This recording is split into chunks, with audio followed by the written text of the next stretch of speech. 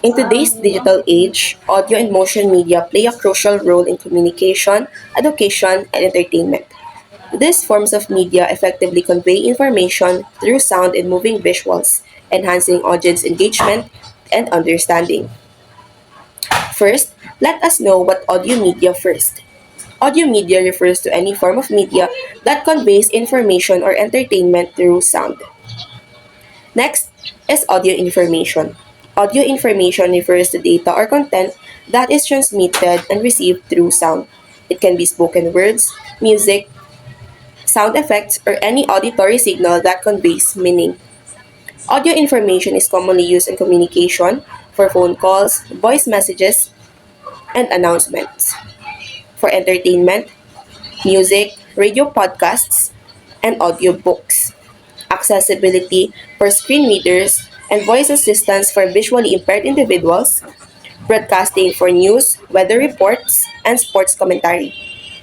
Education for online lectures, language learning apps, and audiobooks. Now, let's head on to different types of audio information.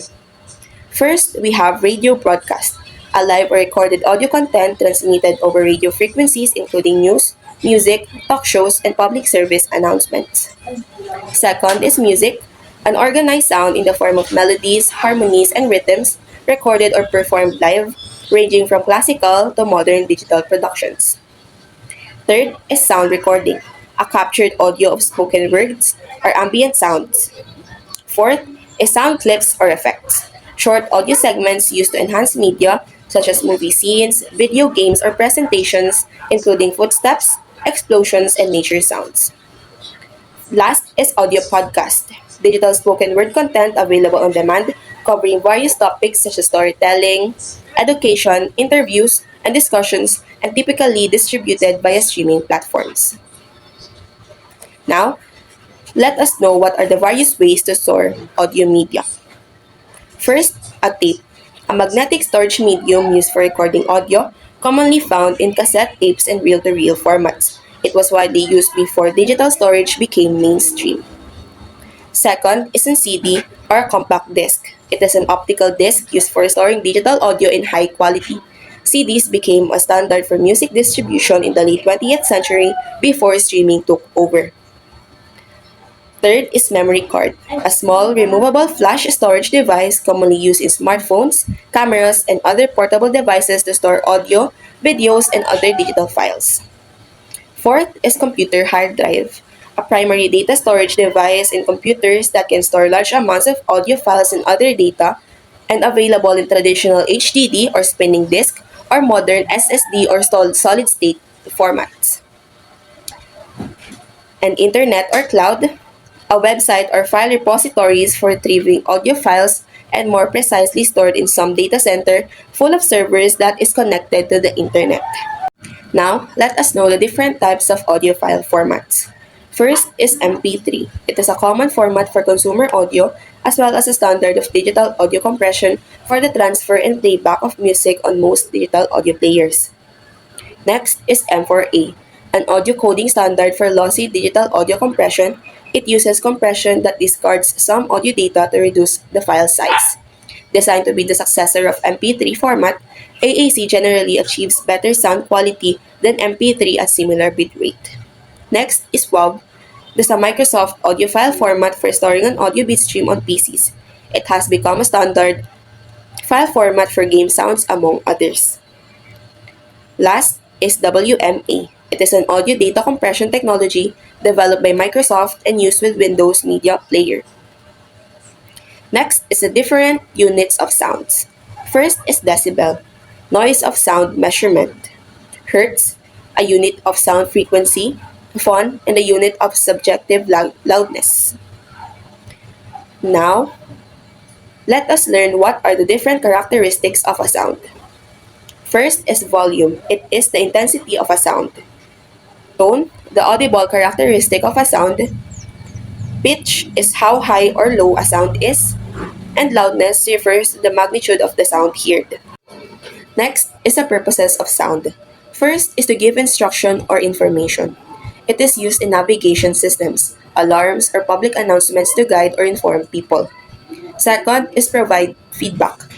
Sounds in devices, for example, notification tones, key press clicks, it indicates actions or system status. Third is personalizing or customizing.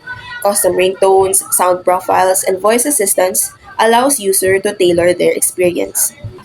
Sound design is the vivid use of sound during a production in connection with the images and contents of the story to create an emotional response. These are the elements of sound design, or the elements that one must work with to produce soundtracks.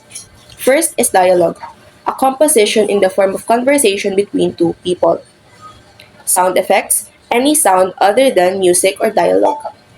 Music, a vocal or instrumental sounds combined in such a way as to produce beauty of form, harmony, and expression of emotion. And silence, the complete absence of noise or sounds. Aside from these elements that one must work with in creating a soundtrack, principles of sound design or the audio techniques for merging the various elements or objects of sound design should also be considered. First is mixing, the combination, balance, and control of multiple sound elements. Next is pace, the time control, editing, order of events, nonlinear, linear, and multilinear. For nonlinear, the sounds are much more open in comparison to linear sounds. And linear, the sounds are permanent, used once, and will be in the same place. Next is stereo imaging, using left and right channel for depth. This refers to the aspect of sound recording and reproduction. Last is transition, how you get from one segment or element to another. And there are four different types of transitions, which are sag. One element stops, the next begins, it also known as cut in film. Second is crossfade. One element fades out, the next fades in, and they overlap on the way. Next is V-fade. First element fades when audible before the second elements begin. Last is waterfall.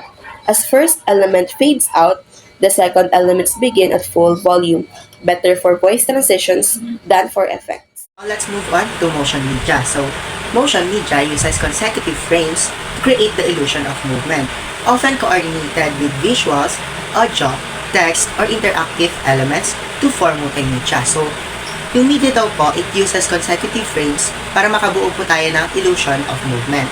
Also, minsan, kadalasan po is coordinated siya with other types of media like visuals, audio, text, or interactive elements para makabuo po tayo ng multimedia. And then, meron tayong two forms of motion media. There's formal and informal. First is the formal. So, formal is created by professors who follow industry standards in producing motion media. So, ito daw po yung kasama sa profession nila, yung pagsunod sa industry standards sa pag-produce ng motion media.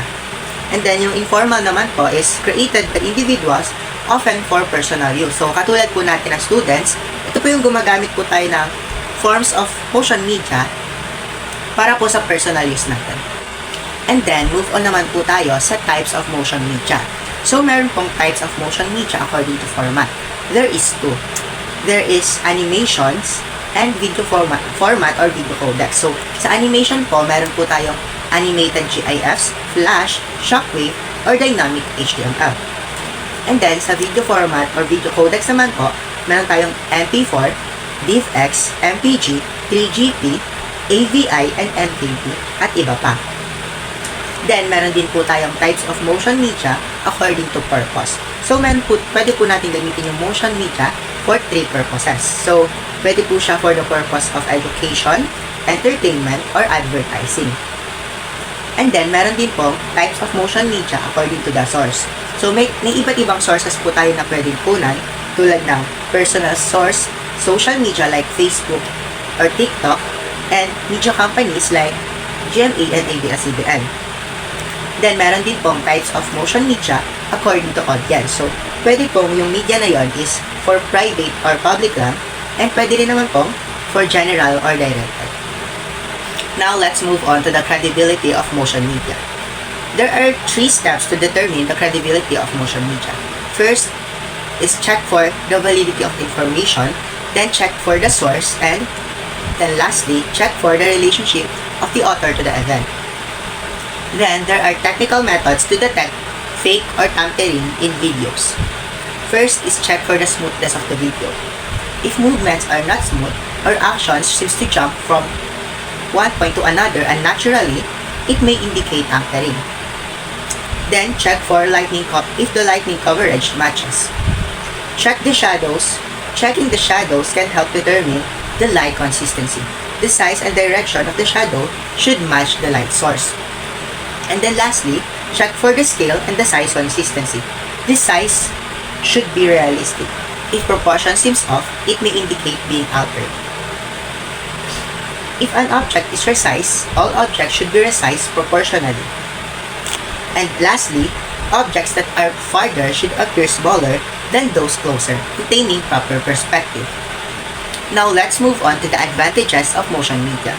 First advantage of motion media is it captures motion in a way that allows repeated viewing. Then it can show detailed process in sequence, and it enhances learning through emotional engagement. Another advantages of motion media is it transcends cultural and group boundaries. And lastly, it enables the recreation of scenes, historical events, and phenomena. On the other hand, there are limitations in motion media. First limitation of motion media is the viewer cannot always interrupt the presentation. Then, it is often more costly than other form of visual media. Another limitations in motion media is other data may be presented best using still images like graphs, diagrams, and maps. And lastly, it is a subject for misinterpretation. Now let's move on to the elements of motion media. First element of motion media is speed. A fast movement gives vigor and vitality, intensifying emotions, while a small movement connotes lethargy, solemnity, or sadness. Next element of motion media is the direction. It indicates movement from a direction to another. It can also refer to the growing or shrinking of the object. Next element of motion media is the timing. Objective timing is measured in seconds, minutes, days, etc., while subjective timing is felt. Another element in motion media is the transition. It is used to switch between scenes. And the sound or colors adds meaning to the motion. And last element of motion media is blurring. In animation, blurring can provide the illusion of fast movement. In videos, it is often used to censor informations for decency or security. Again, this is the presentation of Group 5. Thank you for listening and God bless.